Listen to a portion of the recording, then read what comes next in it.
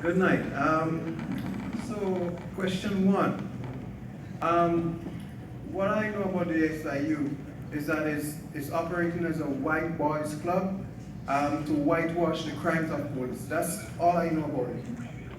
If you look at the records, you're seeing time and time again that it's blatant that a crime has been committed. Everybody can see that except the SIU. And honestly, what it does, it allows activities that we condemn in other countries, in far-off countries. It allows them to justify it. That's all that happens. The secrecy that happens in the SIU. There's no transparency, no accountability. You know, and to me, that was the function. When Dudley Laws and the other people, people like Charles Rose fought for those sort of accountability, that's what we expected. We expected accountability and transparency. But instead, what we're getting is a secret organization, right? And so I'm going to sort of go around because I know time is limited.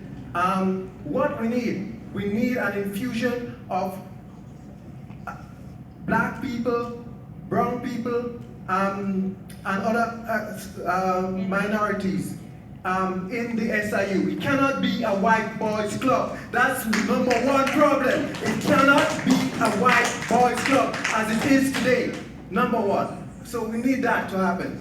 Now, I'm sad I have had interaction with the OIPRD, and I'm telling you something, it's toothless. It's a waste of time. It's toothless. As a matter of fact, in all the recommendations that came back to me, the wording was verbatim. It's like cutting and pasting, cutting and pasting, cutting and pasting. And I have had those interactions, and they are documented, right? So it's a waste of time. I think I did with C. Confidence, zero confidence. How many more minutes I have? Keep talking. You have time, actually. Okay. 2 minutes and 50 seconds. Already? Oh, I thought I didn't have. Okay. Right. Now, I'm going to kind of jump again to number 5 because I want to stress some things, right? With the SIU, and I know probably that's not a firm, but I want to put the word out. With the SIU, we need to have some specifics. You cannot say that the police officers should report an incident as soon as possible. You should have a precise number of minutes. And I am suggesting 5 minutes. Within 5 minutes of an incident, you should be contacting the police chief. The police chief should have the responsibility of then contacting the SIU. And within 10 minutes, they should be off and ready to go with some black people and some brown people in that mix. Right? We cannot have this wishy-washy thing where you can do it 2 weeks after and stuff like that. They could have enough time to change the scene, to plant evidence or to remove things and to discuss what took place and to present an alternative reality. We have to stop that.